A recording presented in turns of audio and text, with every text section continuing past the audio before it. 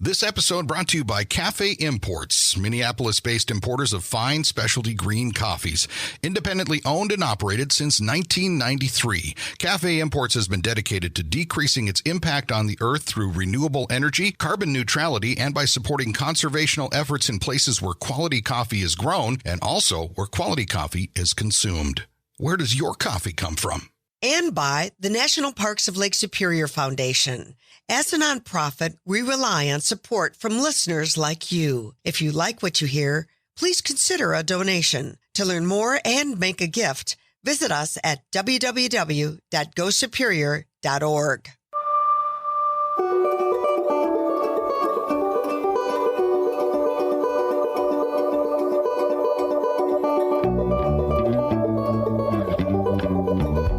Welcome to the Lake Superior Podcast. I'm Walt Lindala. And I'm Frida Waara. We are made stronger by story, and there's no better source than the continent's largest body of fresh water, Lake Superior. So join us as we highlight the 5 national parks that ring this greatest of the Great Lakes, meet the people, tour the places, and learn about the projects that make these parks and body of water so remarkable. This podcast made possible with the support of the National Parks of Lake Superior Foundation and Media Brew Communications. I'm Walt Lindala. And I'm Frida Waara. Welcome once again to the Lake Superior Podcast. Frida, today we've got an interesting bit here. It's got a little backstory to it. So, Walt, when I go to Copper Harbor, that quaint little drinking town with a biking problem, I really don't intend to sit back and read. It's a great place that you might want to lounge right there at Fanny Ho or take a book up to Brookway Mountain. But I that's not there. I got to go probably try to see if I can hang 10 off one of those crazy bridges or something. But anyway, I do always like to take a tour to Grandpa's Book Barn. Have you been there? It's just a little bit, a few steps away from the school. Nope, the school's pretty cool, like that one-room schoolhouse. Well, anyway, I go in there and I'm looking for a read and they know it. They can tell. Frida, have you read Copper Divide? It's a book you want to read. Of course, I had to pick it up. And I did get started on it, even when I was up there in Copper Harbor. And you are going to want to meet Beth Kirschner. Beth Kirschner is with us here on the podcast today, who is the author of Copper Divide. So first of all, Beth, welcome to the podcast. Thank you. Now, let's kind of get into this now. You're up there in the Keweenaw Peninsula. I'm familiar with it because I'm born and raised in that area. But how did you come to live in the Keweenaw Peninsula?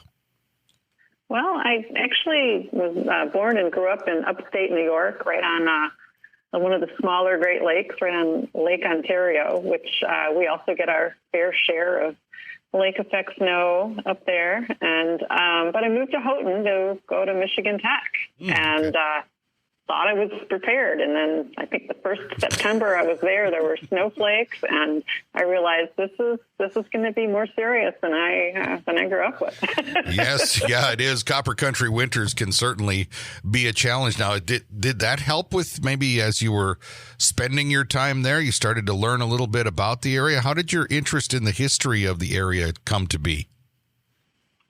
Well, it's a fascinating area. I just fell in love with just the whole environment, the natural environment, and the history. I mean, it's hard to ignore the local history when you're surrounded by the mining buildings and the buildings in Calumet made from that Jacobsville sandstone.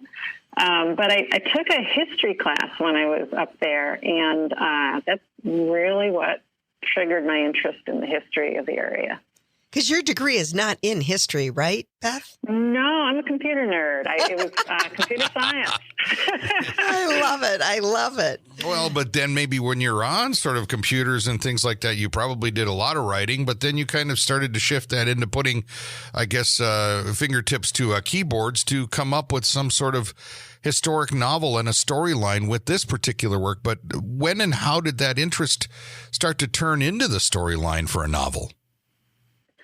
Well, the natural beauty of the Keweenaw just really made me want to use it in a setting somehow for a novel. The history, the natural environment, and the people They all kind of just seemed like the perfect setting. But it was the tragedy, the sad tragedy of the Italian Hall disaster that I thought was a really compelling story. I wondered, how could such a horrible thing occur? What was the backstory?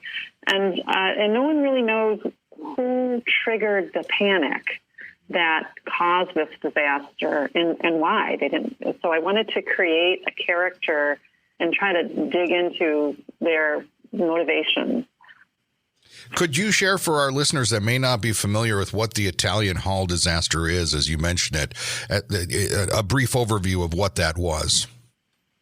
Yeah. It was after several months of one of the biggest labor strikes in the United States in 1913. There was a Christmas party thrown for the children of the striking miners, and there were hundreds and hundreds of children, families, but lots and lots of children. It was for the children. And at some point in the evening, somebody cried fire, and there never was a fire, but there was a stampede, and over 70 people, mostly children, were crushed to death by the door. I just, even listening again, and we're really familiar with that tragedy, but Beth, you just gave me goose pimples again, just thinking about what that would be like.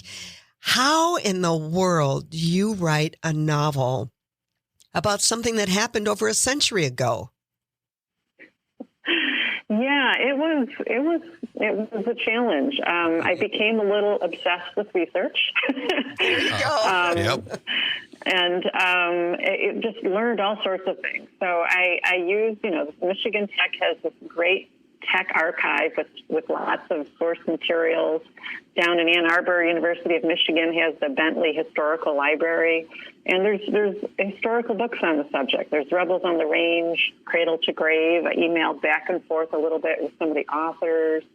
So yeah, looking at newspapers, pictures, diaries, books, walking around the area, absorbing the history, and just imagining it's such an emotional event, just trying to soak it all in and put it to paper. That sounds very like maybe some of the scientist in you, that type of person that helped, and you were researching all of this.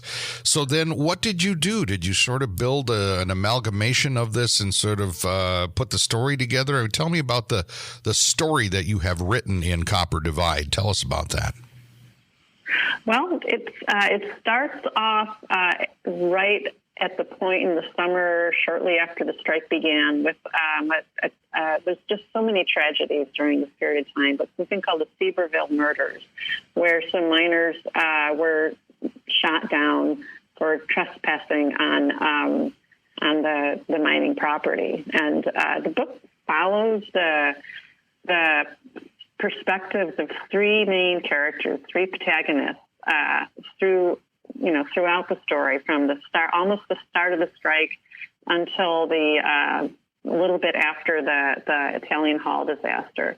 So there's a Jewish shopkeeper's daughter who's good friends with her name's Hannah, and she's childhood friend with Nelma, who's the wife of a striking miner and an active participant in the labor struggle. And then Russell is a scab miner who crossed the picket line to work in these mines after a period of time when the mines did open up again.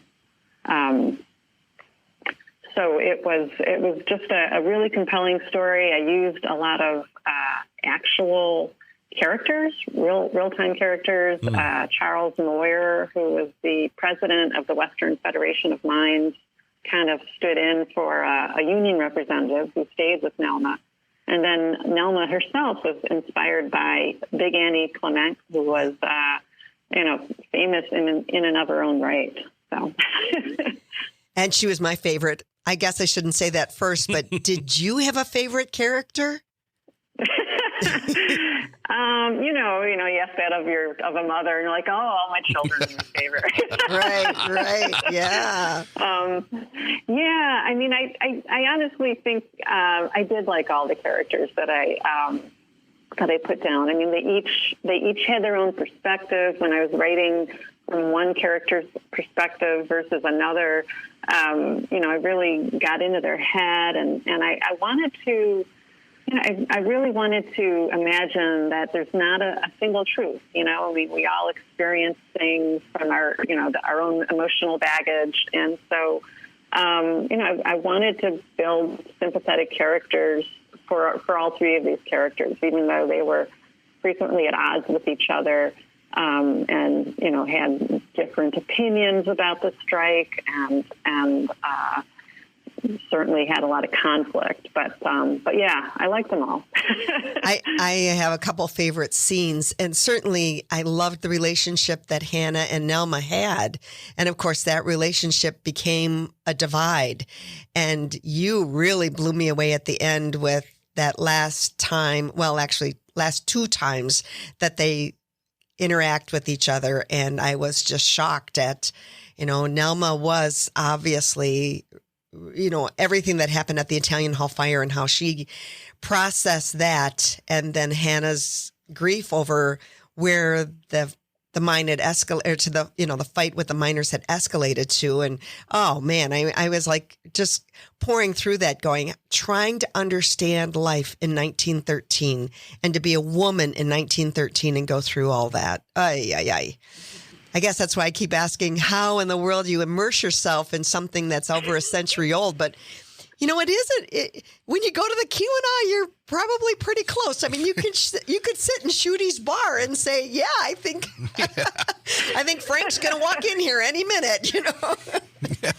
Well, that's probably been pretty interesting for you. And we are talking with Beth Kirschner here today, the author of Copper Divide here on the Lake Superior podcast. But Frida was sending me some notes on this and talking about the fact that there was a character, of course, with Nelma and the Ellen and the way that kind of caused this problem. But the line that she referenced, I'm interested about, because as a Finn with direct descendants to the people that worked in these mines and stuff in that area, you had a line in the story that reads, "The relative worth of a man largely depended on the language he spoke." What did that mean in 1913 in the copper country, especially during this strike? Yeah, I mean, it was an amazing time. I was just amazed by how many different immigration stories there were in Calumet and in the whole Keweenaw, during this time when the copper mines were generating, more copper, almost the most copper in the world. And so this was bigger than Detroit at the time. And so people came from all over Europe. They came from Finland, from Cornwall, from Germany, from Italy, pretty much probably every country in Europe. They came here to work, and yet they didn't have a lot of respect. Their safety concerns as an immigrant, their safety concerns were not respected. Law enforcement treated them differently. The press disregarded them. They called them agitators and troublemakers rather than really kind of focusing on their path and their difficulties, and the fact that they were invited there. These immigrants were needed and important to the mining industry, and at the same time, they didn't, if they spoke with an accent or they didn't speak good English or they looked a little different, they had different customs, they weren't respected, and I feel like that sounds kind of familiar. Yeah. You use the word copper divide right there in the title. And I grew up listening to my grandpa tell stories that the mining companies very much welcomed the different nationalities. In fact, they loved for them to have their own churches. And I understand there were a lot of foreign language newspapers, but the idea was the mining companies wanted them to be separate.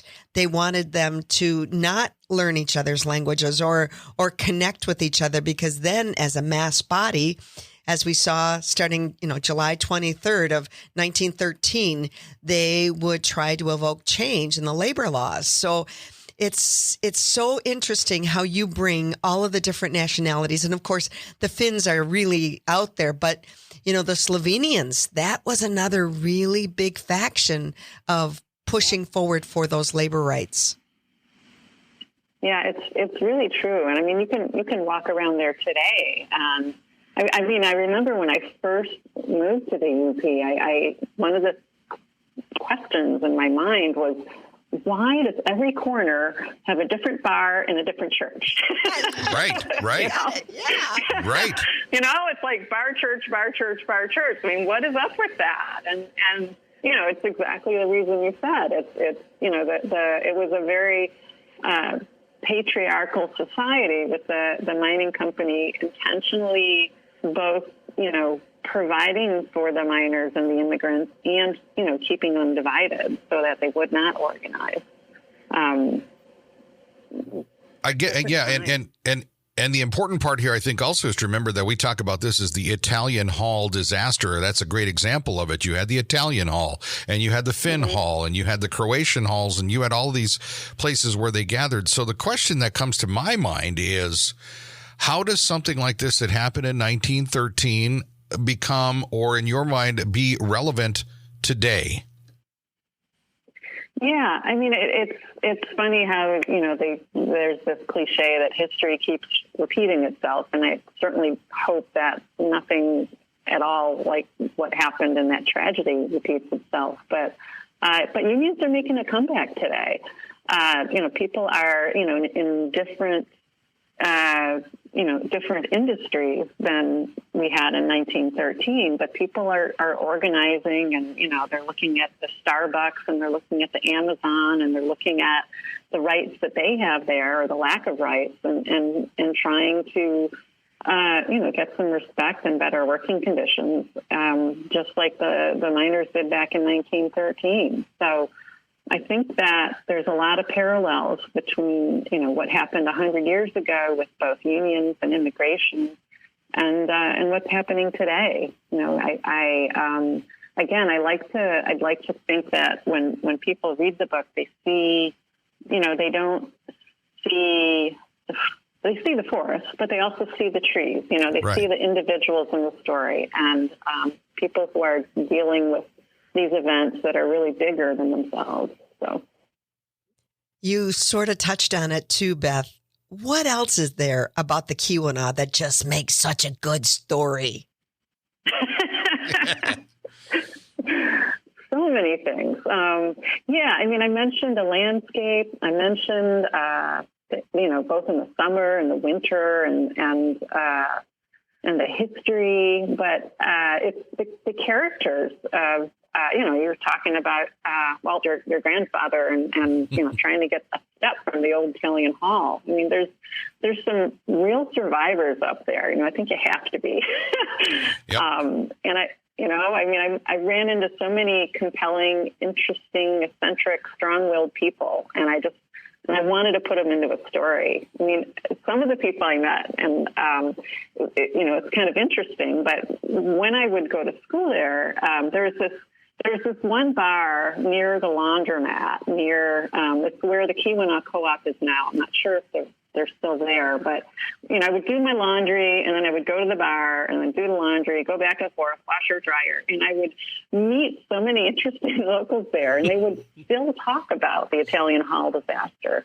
They would talk about the divisiveness of it, and I do remember one person actually heard what's called an air blast, or these mine cave-ins, and they said it sounded like a sonic boom, and that just caught my imagination. That's something that loud. Yeah. Well, it's funny you mentioned that, and I'm wondering if you're talking about maybe it was Monte Carlo, maybe. I'm not sure. Yeah. I think See, so. in Hancock, right? Okay. Yep. I may or may have been there at one point in my life, or not. Too, right, yeah. Walt? So, but you're just drinking soda pop. Yeah, of course. That's what everybody does there. Yeah. But you're talking about this, and you're telling stories about this, and this really is.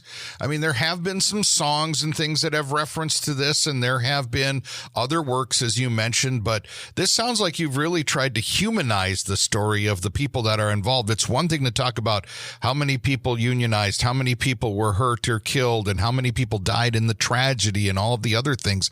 It's another thing to humanize it. Do you feel that that has resonated with people, and does that make the story want to like grow? Does maybe somebody want to make a movie of this, or a story, like take it to another level even? Well, it's one of the fun things about writing a book and, getting feedback from readers is I love to hear the things that other people love. I love, Frida, your reaction to the confrontation with Melma and Hannah at the end. And I had one reader said they just fell in love with this thing called bark bread. Yes. Oh, yeah. And I got to go find that old Finn lady that had it. I know she's probably still living somewhere at the base of Brockway Mountain. Yeah. Yep. But hearing feedback like that just really kind of resonated with me. And I really tried to create visual scenes. I like to, when I wrote it, I really wanted people to really kind of see, even though it's a book, be able to see in their imagination those giant rollers that would pink down the snow on the streets for the horse-drawn carriages, or copper chips, flying off of the walls during an air blast, or that woman living in the woods. Yeah. But no, I think it would make a great movie. If you have any contacts, let me know. I have to say, Walt, that we know Beth is the real deal, because she said those giant rollers that pank down the snow. Panking down. There you go. That's the word. That's the word. That's the word. Yep. She probably knows how to say sound all right, too. Yeah. You betcha. So let's talk a little bit more about your work, and how can we find out more about what you do, and how can somebody get a copy of Copper Divide? If they can't get to Grandpa's Book Barn. Yeah. In Copper Harbor. Yeah, well, first of all, definitely go to Grandpa's Book Barn in Copper Harbor for sure. But yeah, I would say, first of all, support your independent bookstores. There's also Copper World in Calumet carries it. There's several bookstores down here below the bridge in Troll World, in Ann Arbor, Michigan, carry it.